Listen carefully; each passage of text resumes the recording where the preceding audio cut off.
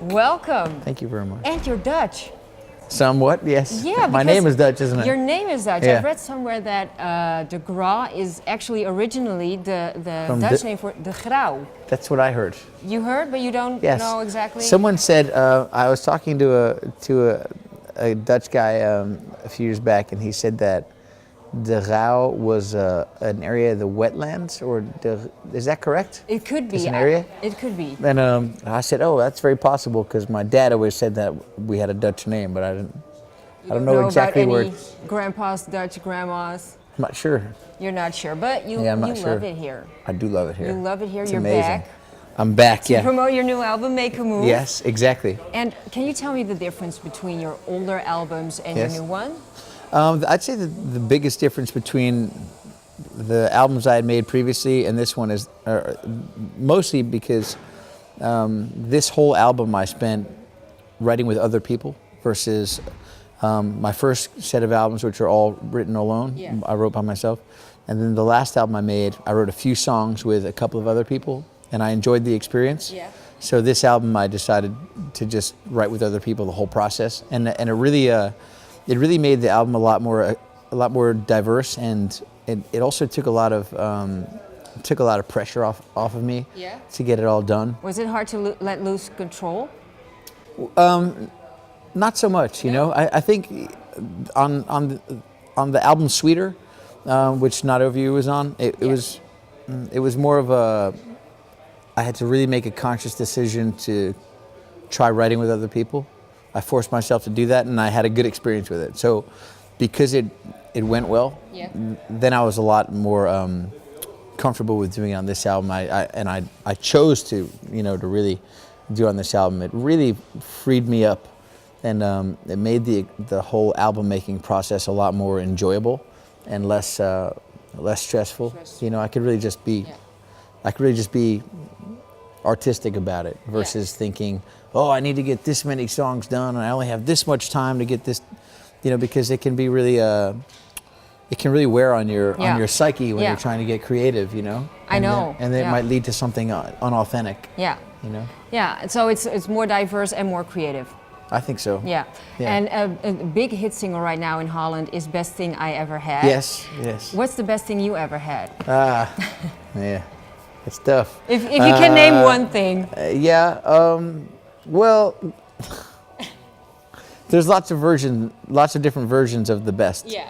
Because there's so many things that you could have the best of. But when I was writing this song, I was writing it with a friend of mine named Martin Johnson, and who's a great songwriter and producer.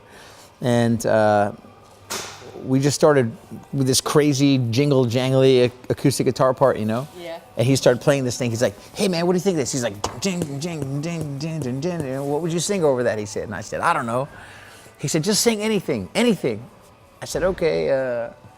Melt Antarctica, Saving Africa, I failed algebra. And then he said, Did you fail and I miss algebra? you sometime. Sometimes. Different times. Okay. I've passed a few and failed some. Some, okay. Well, where did you get your inspiration from? Where does it come from? Well, mostly I think that when you're writing songs, the most important thing to be is conscious of what's around you and observing your daily life. You're making sure you pay attention to people's behavior and your own behavior and how you feel about things, and not just being conscious of it, but actually taking the time to write down what you're feeling, what you're seeing, what you're thinking, what your friends are thinking, and then make it rhyme. Yeah. You got to make it rhyme. If it doesn't rhyme, it's not a song. So, at the end of the day, it's sort of like this version of sociology and psychology, sort of an uneducated version of it, rhyming, and that's songwriting. So we're known in Holland for our dance music. We have the world's famous DJs like yes, you do, like Armin van Buuren, Tiesto, These are great guys, by the way. Would you consider ever doing a house record with one of those guys? I would love to. Yeah? I would love to. I've communicated with a couple of them. With Armin. Okay. And I've met Tiesto. They're both, you know, super talented guys, you know. And I am really looking forward to having that opportunity to do that. Armin van Buuren featuring Gavin Degraw could be. I would really enjoy that. Yeah, I would. Oh, really, we would too. I would really enjoy that. And tell me one of the weirdest things a fan has said or ever did to you. Ooh. I'll tell you one that kind of scared me. Oh, that's a good one. Yeah, I had this couple come up to me and tell me what they would do privately to my songs. Oh no. And that was pretty scary. It's something you can't tell on television, probably. Yeah, I wanted to take out my brain and wash it in the sink. Yeah, to get it out of my head. Yeah, it was, yeah. Okay, it was pretty bad. Great. Well, it sounds good, right?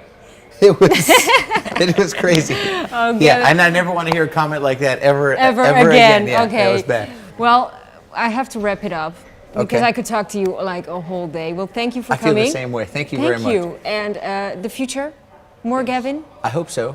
I hope so too. Always. Thank you. Thank you so much for having me. I appreciate it. No problem. Thanks. Appreciate it. See you later. Gavin Degraw. See you later.